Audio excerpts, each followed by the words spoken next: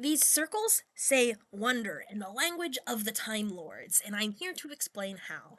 You read this script starting at the bottom and you go counterclockwise, like a time traveler going back in time. And our first letter is actually two letters put together, because you can put vowels on consonants.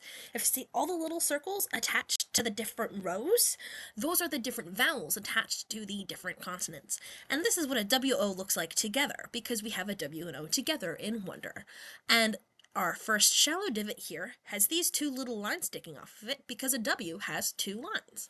And then an O is attached to it internally, so it's on that consonant line as opposed to centered inside that consonant like an E would be, or outside the circle like an A would be. So that's our WO. And then our N is a floating circle, so it's going to be in the second row instead of the third row like the W. And I'm referencing the grid above me there. And an N has one line attached here. Lines that pass through letters do not count. They only count where they end on the letter. A D is going to be in the top row, a deep divot, so like a more than 50% complete circle, like a horseshoe or an omega sign. And there's 1, 2, 3 dots on it to make it in the 3-dot column for the D. And then the E is centered, and it's by itself. It's not on that D. It's just on the word circle. And then our R is a shallow divot with 1, 2, 3 dots. So that's wonder. Thanks for watching. Bye.